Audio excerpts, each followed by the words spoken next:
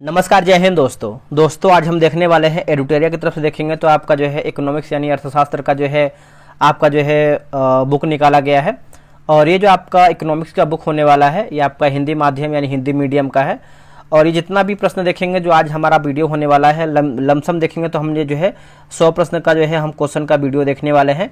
और देखिए आप इसमें देखेंगे तो आपका जो है बिहार, इसमें आप देखेंगे तो बिहार एसआई है ना, बिहार एसआई, उसके बाद बिहार पुलिस, उसके बाद बीएसएससी, ठीक है, या फिर बीपीएससी, ठीक है, बीपीएससी। इसमें देखेंगे तो लमसम हम 100 प्रश्न का वीडियो देखने वाले हैं। और ये जो आपका 100 प्रश्न है पूरा प्रश्न पूछा हुआ है बड़े एग्जाम में। आपको पता है बिहार दरोगा हो या फिर आपका बीएसएससी हो या फिर बीपीएससी हो या बिहार पुलिस हो, आपका 2 से 4 प्रश्न आप देखेंगे तो आपका इकोनॉमिक्स से आपका क्वेश्चन आता है। तो आप इसको जो है इग्नोर नहीं कर सकते हैं। इसमें देखेंगे तो आपका जो है आपका टोटल 10 आपका जो है चैप्टर दिया गया है। 10 चैप्टर को हम देखने वाले हैं। इसमें देखेंगे तो अर्थशास्त्र और आर्थिक विकास का परिचय और राष्ट्रीय आय देखेंगे, भारत में आर्थिक नियोजन का क्वेश्चन देखेंगे, राजकोषीय नीति एवं कर संरचना, मुद्रास्फीति, उसके बाद मुद्रा और बैंकिंग, भारत में विदेशिक क्षेत्र और गरीबी और बेरोजगारी, कृषि और उद्योग एवं सेवा क्षेत्र। पूरा जो आपका 100 प्रश्न होने वाला है इसको आप याद कर लेंगे तो आपके एग्जाम के लिए दिक्कत नहीं होगा और आराम से आप इसको दोस्तों जो है क्वेश्चन बना भी पाएंगे। ठीक है, आप यहाँ पे देख सकते हैं। और हम देखिए जितना भी आप यहाँ पे देखेंगे तो जिसमें आपका ये पूरा लिखा गया है A to Z आपका, तो हम जो है पूरा फोकस करेंगे एमसीक्यू पे, क्योंकि एमसीक्यू जो आपका है पूरा पूछा हुआ है किसी न किसी बड़े एग्जाम में। तो डायरेक्ट हम उसको देखेंगे, आपको बस हम दिखा रहे हैं, अभी एक बार देख लीजिए, उसके बाद हम डायरेक्ट जो है एमसीक्यू पे आएंगे। जैसे आप यहाँ पे देखेंगे जो आपका अभ्यास प्रश्न पत्र दिया गया है तो आप देखेंगे तो यूपीए पीसीएस जो आपका 21 में पूछा गया है, फिर आपका 16 में पूछा गया है, यूपी आरओ एआरओ मेंस में, तो कहीं ना कहीं आपका एग्जाम जो है डायरेक्ट क्वेश्चन देखने को मिल सकता है। तो चलिए वीडियो को शुरू करते हैं। पहला हमारा प्रश्न क्या है देखेंगे, और आप सब लोगों से रिक्वेस्ट करेंगे अगर आपको वीडियो पसंद आएगा तभी आप लाइक कीजिएगा या फिर आप सुझाव जो है कमेंट बॉक्स में दे के जाइएगा। तो चलिए पहला हमारा प्रश्न क्या है देख लेते हैं। देखिए पहला हमारा प्रश्न दोस्तों देखेंगे, आराम से आपको 5 से 6 सेकेंड का आपको टाइम देंगे ताकि आप आराम से जो है क्वेश्चन इसको बना पाए। देखिए पहला हमारा प्रश्न है दोस्तों, निम्नलिखित में से कौन आर्थिक विकास का प्रमुख कारक नहीं है? आर्थिक विकास का प्रमुख कारक नहीं है। आराम से इसको आंसर बताइए क्या होगा। इसका आंसर देखेंगे तो ऑप्शन नंबर जो है डी सही उत्तर हो जाएगा। तकनीक है ना, तकनीकविद एवं नौकरशाही देखिए आपका नहीं है, आंसर आपका डी गलत हो जाएगा। बाकी पूंजी का संचय एवं तकनीक सुधार सही है। जनसंख्या में परिवर्तन सही हो जाएगा। विशेषीकृत क्रियाओं या फिर गतिविधियों में श्रम विभाजन, ठीक है, तो आप इसको अच्छे से याद रखिएगा। नेक्स्ट प्रश्न है कि अल्प विकसित अर्थव्यवस्था की सामान्यता विशेषता होती है। सामान्यता विशेषता होती है तो सही कूट का उत्तर आपको बताना है कूट का प्रयोग करके।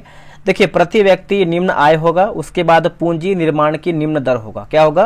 प्रति व्यक्ति निम्न आय और पूंजी निर्माण की निम्न दर। तो ऑप्शन नंबर देखेंगे तो दूसरे का ए सही आंसर होगा। नेक्स्ट प्रश्न है क्वेश्चन नंबर 3, निम्नलिखित में से कौन सी विशेषताएं भारतीय अर्थव्यवस्था को विकासशील श्रेणी दर्शाती है? विकासशील श्रेणी दर्शाती है। इसका आंसर देखेंगे, देखिए आपका कृषि मुख्य व्यवसाय होगा, प्रच्छन्न बेरोजगारी हो जाएगा, उसके बाद देखेंगे तो आपका मानव पूंजी की निम्न गुणवत्ता। तो आंसर देखेंगे तो आपका डी 1, 2, 3 जो है राइट आंसर होगा। नेक्स्ट प्रश्न है कि भारतीय अर्थव्यवस्था वर्णित की जा सकती है। ये जो आपका भारतीय अर्थव्यवस्था है वर्णित की जा सकती है। आंसर हो जाएगा ऑप्शन नंबर देखेंगे तो बी सही आंसर होगा। एक विकासशील अर्थव्यवस्था हो जाएगा, आंसर होगा एक विकासशील अर्थव्यवस्था। नेक्स्ट प्रश्न है कि मिश्रित अर्थव्यवस्था का अर्थ क्या है? जो आपका मिश्रित अर्थव्यवस्था है इसका अर्थ क्या है? देखिए अर्थ की बात करते हैं जहां राष्ट्रीय अर्थव्यवस्था में सार्वजनिक क्षेत्र के साथ साथ निजी क्षेत्र भी विद्यमान हो, है ना। ऑप्शन नंबर देखेंगे तो 5वें का बी सही आंसर होगा। नेक्स्ट क्वेश्चन है क्वेश्चन नंबर 6 नंबर देखेंगे, भारतीय अर्थव्यवस्था है, बताइए। ये सब देखिए आपका यूपी आरओ एआरओ में आपका प्रश्न पूछा गया है। तो इसका आंसर देखेंगे तो आपका मिश्रित अर्थव्यवस्था हो जाएगा। ऑप्शन नंबर देखेंगे तो ए उत्तर हो जाएगा, मिश्रित अर्थव्यवस्था। यह सत्य होगा कि भारत को परिभाषित किया जाए। भारत को परिभाषित किया जाए। इसका आंसर देखेंगे तो एक श्रम आधिक्य वाली अर्थव्यवस्था के रूप में, है ना। ऑप्शन नंबर जो है 7 का बी सही आंसर होगा। निम्नलिखित में से क्या सही ढंग से समझाया है कि भारत अल्प विकसित अर्थव्यवस्था है। जो आपका भारत है अल्प विकसित अर्थव्यवस्था है, इसको आराम से देखिए। इसका क्वेश्चन जो है छोटा करते हैं ताकि आपको अच्छे से दिख पाए। नीचे दिए गए कोड का प्रयोग करते हुए सही उत्तर का चयन कीजिए। देखिए इसका आंसर देखेंगे तो जैसे आय का असमान वितरण होगा, उच्च निर्भरता दर हो जाएगा, राष्ट्रीय आय में वृद्धि की धीमी दर और बैंक व वित्तीय क्षेत्र में परिवर्तन। तो आंसर देखेंगे तो उपरोक्त सभी हमारा जो है सही उत्तर हो जाएगा। नेक्स्ट क्वेश्चन है क्वेश्चन नंबर 9। भारतीय अर्थव्यवस्था की विशेषता क्या है? नीचे लिखे गए कूट से सही उत्तर चुन करके बताइए।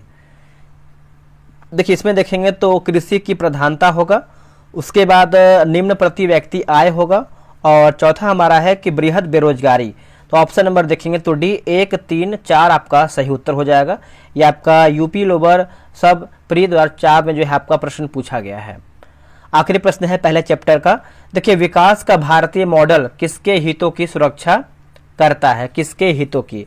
तो दोस्तों इसका आंसर देखेंगे तो हो जाएगा व्यक्ति और राज्य दोनों हो जाएगा। ऑप्शन नंबर जो है 10 का सी होगा, व्यक्ति और राज्य दोनों।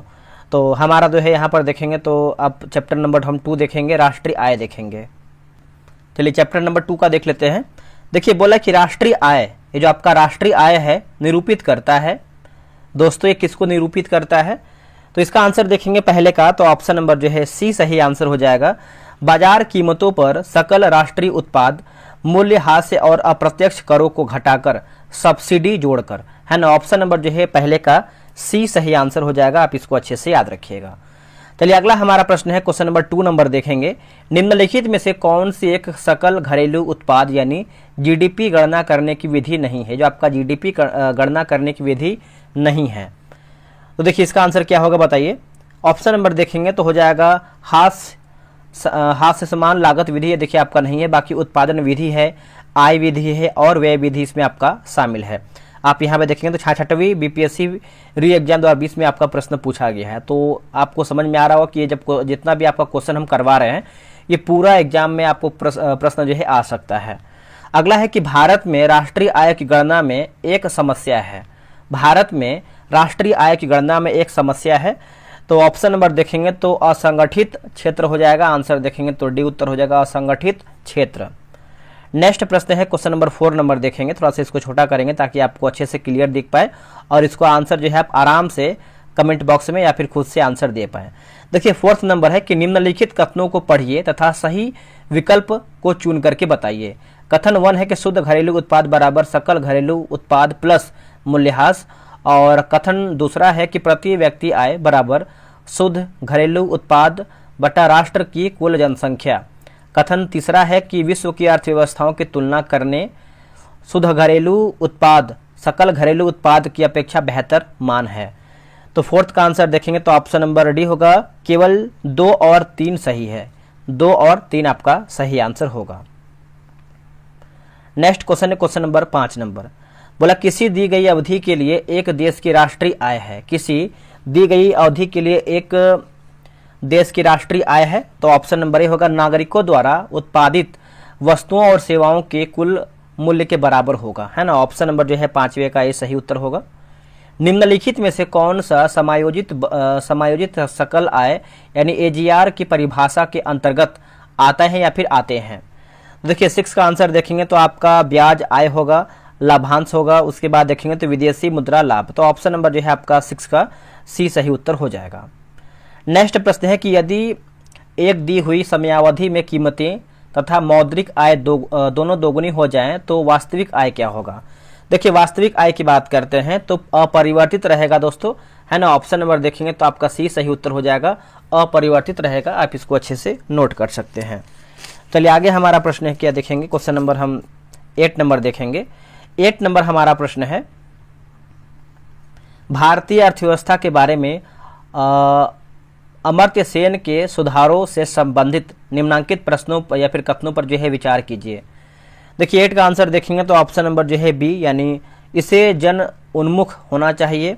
उसके बाद सबसे अधिक निर्धन व्यक्ति की आर्थिक सुरक्षा होनी चाहिए। और चौथा की बात करते हैं तो विश्व अर्थव्यवस्था में इनके एकीकरण के साथ राष्ट्रीय बचाव होना चाहिए। तो ऑप्शन नंबर बी 2, 3, 4 आपका जो है सही उत्तर होगा। चलिए आगे हमारा प्रश्न है, क्वेश्चन नंबर हम 9 नंबर देखेंगे। 9 नंबर हमारा है कि हिंदू वृद्धि दर किस वृद्धि दर से संबंधित है। आपका कौन सी वृद्धि दर से संबंधित है? तो राष्ट्रीय आय जो है सही उत्तर हो जाएगा, ऑप्शन नंबर बी होगा राष्ट्रीय आय।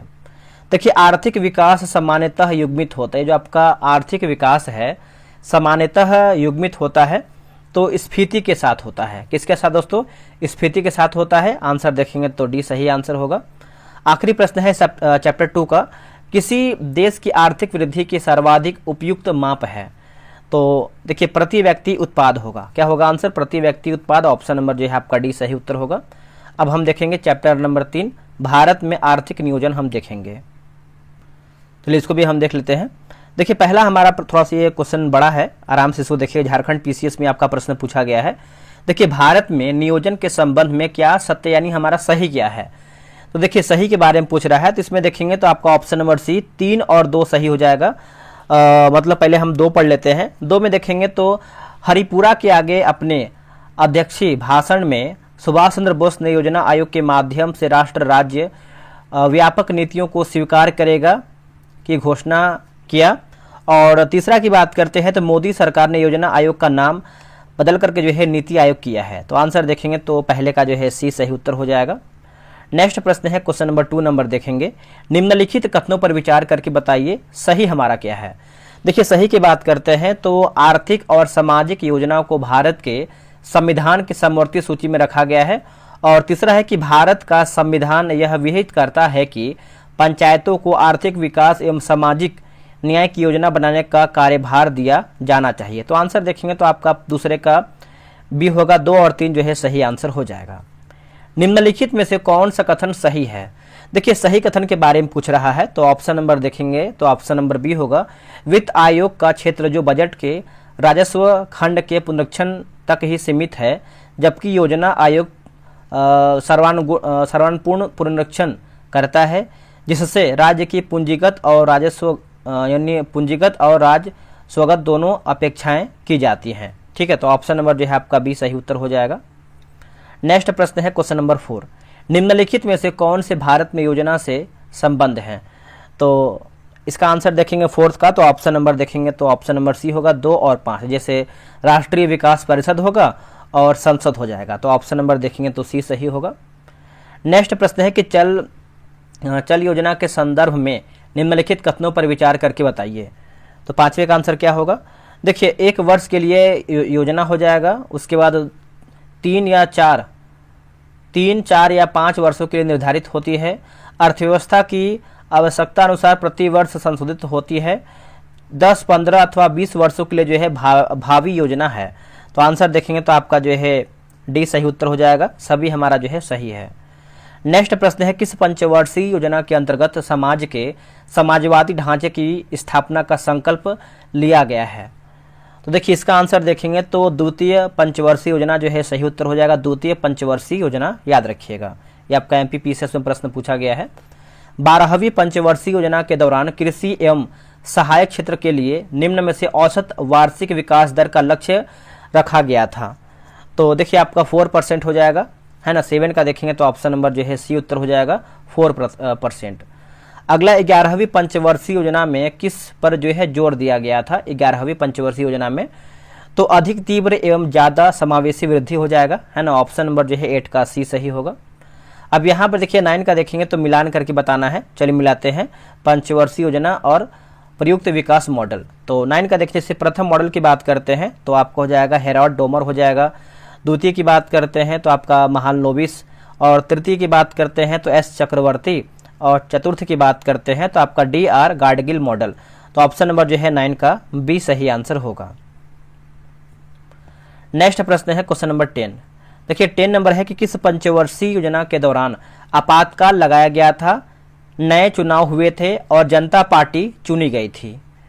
तो इसका आंसर देखेंगे तो हो जाएगा 5वीं हो जाएगा। ऑप्शन नंबर जो है 10 का सी हो जाएगा 5वीं। भारत में वास्तविक सकल राष्ट्रीय उत्पाद की संचयी वार्षिक वृद्धि दर अधिकतम थी।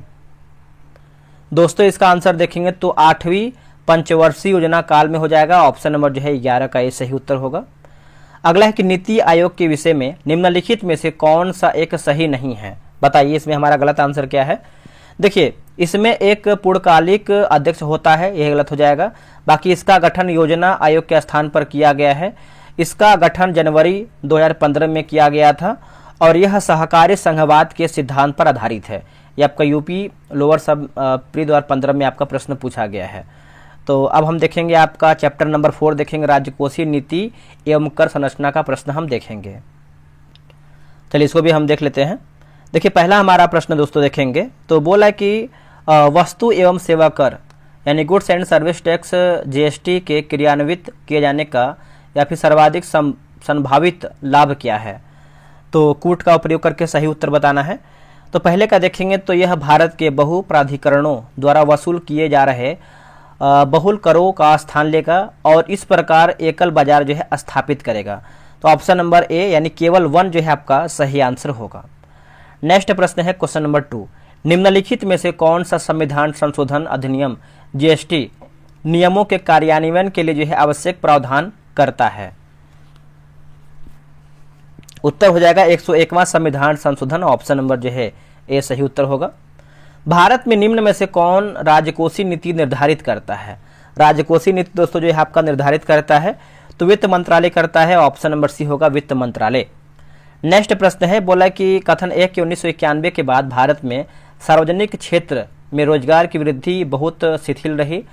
कथन आर बोला कि आर्थिक विकास में राज्य की भूमिका का पुनः मूल्यांकन किया गया। तो आंसर जो है आपका ऑप्शन नंबर ए तथा आर दोनों सही हैं तथा आर एक ही सही व्याख्या करता है। तो फोर्थ का देखेंगे तो ऑप्शन नंबर जो है ए सही उत्तर हो जाएगा। चलिए आते हैं 5 नंबर पे, भारत सरकार की राजकोषीय नीति का निम्न में से कौन एक उद्देश्य नहीं है। इनमें से कौन एक दोस्तों आपका उद्देश्य नहीं है। देखिए अंतर्राज्यीय व्यापार का नियमन ये नहीं है, बाकी पूर्ण रोजगार है, मूल्य स्थिरता है, धन तथा आय का न्यायोचित वितरण जो है इसमें आपका शामिल है। नेक्स्ट प्रश्न है निम्नलिखित में से कौन एक राजकोषीय नीति का भाग है। देखिए राजकोषीय नीति का भाग है तो आपका ऑप्शन नंबर बी होगा, कर नीति जो है सही उत्तर हो जाएगा, कर नीति। याद रखिएगा सभी लोग। भारत में बजट का राजस्व अनुमान तैयार किया जाता है किसके द्वारा। तो ये आपका तैयार होता है वित्त मंत्रालय के द्वारा दोस्तों आपका तैयार होता है। आंसर देखेंगे तो डी हो जाएगा वित्त मंत्रालय। नेक्स्ट हमारा है कि वार्षिक आर्थिक समीक्षा को तैयार करने के लिए निम्नलिखित में से कौन उत्तरदायी है। इनमें से कौन उत्तरदायी है। तो देखिए इसका आंसर देखेंगे 8 का तो राइट आंसर हो जाएगा वित्त मंत्रालय हो जाएगा दोस्तों, ऑप्शन नंबर बी होगा वित्त मंत्रालय। नेक्स्ट हमारा प्रश्न है निम्नलिखित में से किस देश में शून्य आधारित बजट सर्वप्रथम लागू किया गया था। इसका आंसर क्या होगा बताइए। देखिए इसका सही आंसर देखेंगे, एक सेकेंड, 9 का सही आंसर देखेंगे तो ऑप्शन नंबर दोस्तों ए हो जाएगा, संयुक्त राज्य अमेरिका जो है सही उत्तर हो जाएगा। अमेरिका जो है राइट आंसर हो जाएगा 9 का। नेक्स्ट प्रश्न है कि निम्नलिखित में से कौन केंद्र सरकार के चालू खाते में आय के स्रोत हैं, है ना। तो इसका ऑप्शन नंबर देखेंगे क्वेश्चन नंबर 10 का तो राइट आंसर जो है 1, 3, 5 यानी ऑप्शन नंबर डी हो जाएगा। देखिए पहला हमारा है एक सेकेंड, पहला आपका है कि निगम कर है और राष्ट्रीय बचत पत्रों का विक्रय है और उत्पाद शुल्क हो जाएगा। तो 1, 3, 5 आपका जो है सही उत्तर हो जाएगा यानी ऑप्शन नंबर डी आप याद रखिएगा। आगे हमारा प्रश्न है कि निम्नलिखित में से क्या क्या गैर योजना व्यय के अंतर्गत आते हैं। तो क्या क्या आते हैं दोस्तों, तो ऑप्शन नंबर देख लेते हैं। 11 का देखेंगे तो ऑप्शन नंबर क्या होगा, तो डी 1, 2, 3, 4 यानी सभी हमारा आ जाएगा। तो पढ़ लेते हैं। जैसे आप यहाँ पे देखेंगे तो आपका सब्सिडी आता है और क्या दिया गया है, सब्सिडी के साथ देखेंगे तो आपका ब्याज भुगतान है, रक्षा व्यय है, पिछली योजनाओं में निर्माण आधारित संरचना का अनुरक्षण व्यय यानी ऑप्शन नंबर देखेंगे तो डी सही आंसर होगा। ये भी देखिए आपका चैप्टर समाप्त हो गया है। तो अब हम चैप्टर देखेंगे, आपका चैप्टर नंबर 5 देखेंगे, मुद्रास्फीति हम देखेंगे। तो चलिए मुद्रास्फीति भी हम देख लेते हैं। देखिए पहला प्रश्न है कि निम्न पर विचार करके बताइए इन बैंकों के स्थापित होने का सही ऐतिहासिक क्रम क्या है। देखिए सही ऐतिहासिक क्रम की बात करते हैं तो ऑप्शन नंबर बी, जैसे आपका भारतीय स्टेट बैंक पहले, फिर आपका अग्रणी बैंक योजना होगा, फिर क्षेत्रीय ग्रामीण बैंक होगा, फिर आपका नाबार्ड हो जाएगा। तो ऑप्शन नंबर देखेंगे पहले का तो बी जो है सही आंसर होगा। नेक्स्ट प्रश्न है कि भारत में निम्नलिखित में से किसके योग से सुलभ मुद्रा बनती है। जो आपका सुलभ मुद्रा है बनता है तो इसका आंसर देखेंगे तो जनता के पास करेंसी होगा, बैंकों में मांग जमा राशि, बैंकों में सार्वजनिक माफ कीजिएगा बैंकों में सर्वाधिक जमा राशि, भारत यानी भारतीय रिजर्व में अन्य सुधार। तो ऑप्शन नंबर देखेंगे तो दूसरे का जो है सी 1 2 3 4 सही होगा। भारत अर्थव्यवस्था के संदर्भ में मांग प्रेरित मुद्रास्फीति या उसमें वृद्धि निम्नलिखित किन कारणों से होता है, किन वजह से होता है। तो देखिए विस्तारकारी नीति हो जाएगा, फिर आपका राजकोषीय प्रोत्साहन होगा, चौथा आपका है कि उच्च क्रय शक्ति। तो ऑप्शन नंबर देखेंगे तो तीसरे का ए सही आंसर हो जाएगा। नेक्स्ट क्वेश्चन है क्वेश्चन नंबर 5, निम्नलिखित में से कौन मुद्रास्फीति की दर गिरने का मतलब निहितार्थ है ना। तो फोर्थ का देखेंगे तो जैसे आपका ऑप्शन नंबर सी केवल दूसरा हो जाएगा। दूसरा है कि कीमतें पहले की तुलना में अधिक धीमे से बढ़ रही हैं। तो ऑप्शन नंबर जो है चौथे का सी होगा। नेक्स्ट प्रश्न है कि भारत में मुद्रास्फीति को मापा जाता है किसके द्वारा। तो ये हम किसके द्वारा मापते हैं, तो कि उपभोक्ता मूल्य सूचकांक द्वारा मापते हैं। ऑप्शन नंबर जो है पांचवें का भी होगा, उपभोक्ता मूल्य सूचकांक। जितना भी हम आपको प्रश्न करवा रहे हैं दोस्तों, कम से कम 2 से 3 बार इसको देख लीजिएगा ताकि आपको ये क्वेश्चन जो है याद हो जाए, और यहाँ से अगर कोई भी प्रश्न आए तो आप आराम से जो है अच्छे से टिक कर पाएं। भारत में कर्मचारियों के महंगाई भत्ते के निर्धारण का आधार क्या है। देखिए आधार की बात करते हैं तो उपभोक्ता कीमत सूचकांक हो जाएगा। ऑप्शन नंबर जो है बी होगा, उपभोक्ता कीमत सूचकांक। नेक्स्ट है कि भारत में बैंकों का पहली बार राष्ट्रीयकरण हुआ था। तो पहली बार की बात करते हैं तो 1969 में हुआ था। ऑप्शन नंबर सी होगा 1969 में। नेक्स्ट हम देखेंगे कि बेसल सेकंड निम्नलिखित में से किस एक से संबंधित है। तो ये आपका संबंध रखता है किसी बैंक पूंजी की पर्याप्तता के मापन के लिए अंतर्राष्ट्रीय मानकों से, है ना। आंसर जो है आपका 8 का देखेंगे तो डी सही होगा। नेक्स्ट हमारा प्रश्न है दोस्तों, क्वेश्चन नंबर 9 नंबर देखेंगे, नगद आरक्षित अनुपात को कम करने में अर्थव्यवस्था पर इसका निम्नलिखित प्रभाव पड़ेगा। तो इसका आंसर देखेंगे तो ऑप्शन नंबर देखेंगे तो आपका जो है ई हो जाएगा। ये आपका 66वें बीपीएससी री एग्जाम 2020 में आपका प्रश्न आया था, ठीक है, तो आप इसको याद रखिएगा। नेक्स्ट प्रश्न है कि निम्नलिखित में से कौन से मामलों में भारतीय रिजर्व बैंक वाणिज्यिक बैंक को जो है यानी बैंक नियंत्रित करता है। तो देखिए परिसंपत्तियों की तरलता, शाखा विस्तार, उसके बाद बैंकों का विलय, बैंकों का समापन। तो ऑप्शन नंबर जो है आपका 10 का डी होगा, 1 2 3 4 सही होगा। नेक्स्ट प्रश्न है कि नए रिजर्व बैंक गवर्नर के अनुसार निम्नलिखित कारकों में से कौन रुपए के विनिमय मूल्यों को निर्धारित करते हैं। तो कूट के अनुसार इसका आंसर बताना है। तो इसका ऑप्शन नंबर देख लेते हैं 11 का क्या दिया गया है। 11 का देखेंगे तो ऑप्शन नंबर ए यानी उपयुक्त तीनों कारक आपका जो है सही दिया गया है। तीनों में देखेंगे तो आपका दिया गया है जैसे उच्च मुद्रास्फीति दर, उच्च राजकोषीय घाटा और ऊंची कच्चे तेल की कीमत, ठीक है। तो तीनों आप देखेंगे तो राइट आंसर हो जाएगा। चलिए आगे हमारा है कि आप बोला है कि अल्पकाल में भारतीय रिजर्व बैंक जिस ब्याज दर पर व्यापारिक बैंकों को उधार देता है उसे कहा जाता है क्या। उसको देखेंगे तो रेपो दर कहते हैं, रेपो रेट कहते हैं। आंसर आपका डी हो जाएगा, रेपो दर। वह दर जिस पर बैंक रिजर्व बैंक को उधार देते हैं वो जानी जाती है। तो आंसर देखेंगे तो सही आंसर दोस्तों हो जाएगा आपका, बताइए क्या होगा। तो आपका जो है 13 का सी होगा, रिजर्व यानी रिजर्व रेपो दर हो जाएगा। ऑप्शन नंबर सी होगा। भारतीय रिजर्व बैंक का लेखा वर्ष है। देखिए लेखा वर्ष की बात करते हैं तो आपका जुलाई जून हो जाएगा। ऑप्शन नंबर बी होगा, जुलाई जून। आप इसको अच्छे से याद रखिएगा। निम्नलिखित कथनों पर विचार कीजिए, सही हमारा क्या है। देखिए सही के बारे में पूछ रहा है तो रेपो दर ऐसी दर है जिस पर अन्य बैंक भारतीय रिजर्व बैंक से धनराशि उधार लेते हैं। तो आंसर जो है आपका 15 का 1 यानी केवल ये आपका सही है। भारतीय रिजर्व बैंक के बैंक दर कम करने के फलस्वरूप, देखिए कम करने के फलस्वरूप की बात करते हैं तो बाजार की तरलता बढ़ जाती है। जो आपका बाजार की तरलता है दोस्तों बढ़ जाती है। तो ऑप्शन नंबर जो है ए सही उत्तर होगा। निम्नलिखित में से कौन एक मौद्रिक नीति का उद्देश्य नहीं है। देखिए मौद्रिक नीति का उद्देश्य नहीं है तो आय एवं परिसंपत्तियों का सामयिक वितरण जो है सही उत्तर हो जाएगा। ऑप्शन नंबर जो है 16 का सी सही उत्तर होगा। और भी कुछ क्वेश्चन दिया गया है इसमें करीबन 20 क्वेश्चन है। देखिए बैंक दर का आशय है, बैंक दर का आशय है। तो ऑप्शन नंबर डी होगा, केंद्रीय बैंक द्वारा ली जाने वाली आधिकारिक ब्याज दर, है ना। ऑप्शन नंबर जो है 17 का डी सही होगा। अगला कि सेबी अधिनियम पारित हुआ था। ये जो आपका सेबी अधिनियम है दोस्तों कब पारित हुआ था, तो इसका ऑप्शन नंबर देखेंगे तो 1992 में पारित हुआ था। ऑप्शन नंबर सी होगा 1992 में। किस पंचवर्षीय योजना के दौरान आपातकाल लगाया गया था, नए चुनाव हुए थे और जनता पार्टी चुनी गई थी? तो ये हो जाएगा 5वीं पंचवर्षीय योजना हो जाएगा। ऑप्शन नंबर जो है 19 का सी सही होगा। अब हम देखेंगे दोस्तों आपका चैप्टर नंबर 6 देखेंगे, मुद्रा और बैंकिंग देखेंगे। तो चलिए इसको भी देख लेते हैं। चलिए इसका पहला हमारा प्रश्न है कि निम्नलिखित समितियों में से किसने मात्र पोषक तत्वों की आवश्यकता के आधार पर गरीबी रेखा का निर्धारण किया है? जो जितना इंपॉर्टेंट आपका चैप्टर है उसी के अनुसार दोस्तों देखेंगे तो इसमें जो है आपका क्वेश्चन दिया गया है। तो इसका आंसर बताइए क्या होगा। आप चाहें तो कमेंट बॉक्स में भी जो है इसका आंसर दे सकते हैं प्रॉपर तरीके से। इसका आंसर देखेंगे तो अलग समिति जो है सही उत्तर हो जाएगा, अलग समिति। नेक्स्ट प्रश्न है कि भारत में गरीबी के अनुमान हेतु निम्नलिखित में से कौन से विधियों का प्रयोग किया जा रहा है? तो देखिए जैसे सिर गणना विधि, उसके बाद कैलोरी गणना, फिर तीसरा आपका है पारिवारिक उपभोग व्यय। तो ऑप्शन नंबर देखेंगे तो आपका भी सही आंसर होगा। नेक्स्ट हमारा प्रश्न है कि निम्नलिखित में कौन लॉरेंज वक्र द्वारा जो है मापा जाता है? तो आय की विषमता जो है ऑप्शन नंबर डी होगा, आय की विषमता। ठीक है। नेक्स्ट है कि गरीबी के सांस्कृतिक का विचार प्रस्तुत किया गया किसके द्वारा? तो यह हुआ है ऑस्कर लुइस द्वारा हो जाएगा। ऑप्शन नंबर ए होगा ऑस्कर लुइस द्वारा।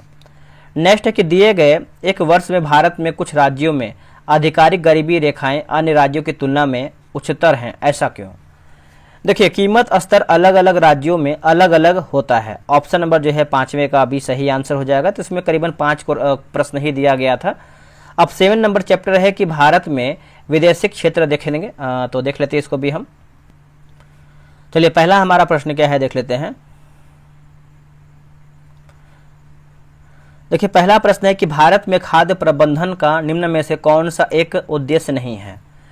दोस्तों इनमें से देखेंगे तो कौन सा हमारा जो है एक उद्देश्य नहीं है? तो खाद्यान्नों का निर्यात ये आपका नहीं है, बाकी खाद्यान्नों का वितरण है, खाद्यान्नों की खरीद है, उसके बाद खाद्यान्नों के बफर स्टॉक का रखरखाव है। ठीक है, तो आप इसको याद रखिएगा, ये आपका 2020 में प्रश्न पूछा गया था। नेक्स्ट प्रश्न है कि हाल के बीते दिनों में निम्नलिखित में से कौन से कारक या फिर कौन सी नीतियां भारत में चावल के मूल्य को प्रभावित कर रही थी, है ना? तो प्रभावित कर रही थी। तो देखिए ऑप्शन नंबर देखेंगे तो आपका देख लेते हैं क्या दिया है। ऑप्शन नंबर देखेंगे तो देखिए इसमें दिया गया है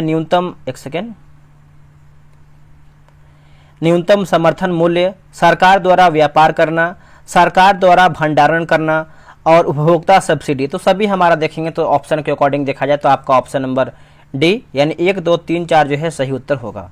अब यहाँ पर देखेंगे तो मिलान करने वाला प्रश्न दिया गया है, तो तीसरे का आप आराम से इसका ऑप्शन दे सकते हैं यानी मिला सकते हैं। इसका आंसर क्या होगा आप इसको एक बार इसको देख लीजिए, फिर इसका ऑप्शन देख लीजिए। ठीक है, ये रहा आपके सामने ऑप्शन।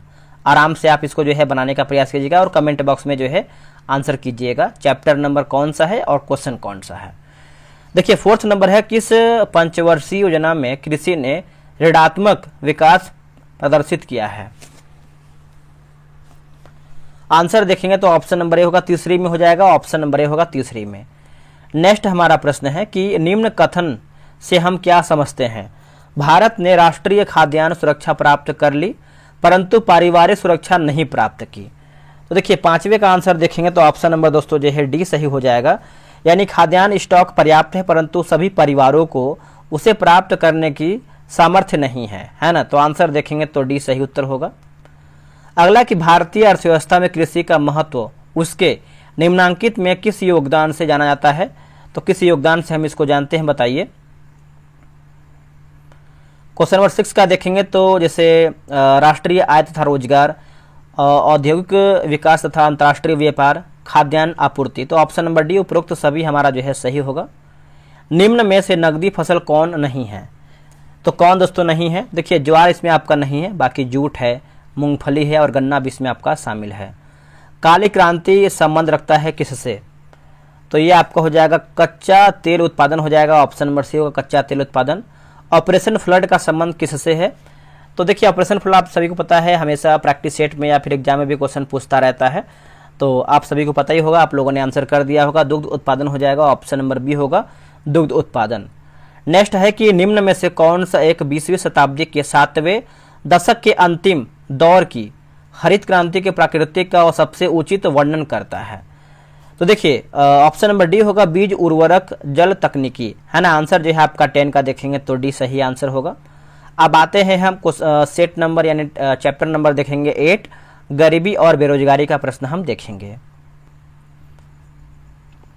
देखिए पहला हमारा प्रश्न है कि भारतमाला परियोजना से भारत का निम्न में से कौन सा इंफ्रास्ट्रक्चर क्षेत्र संबंधित है। तो बताइए इसका आंसर क्या होगा।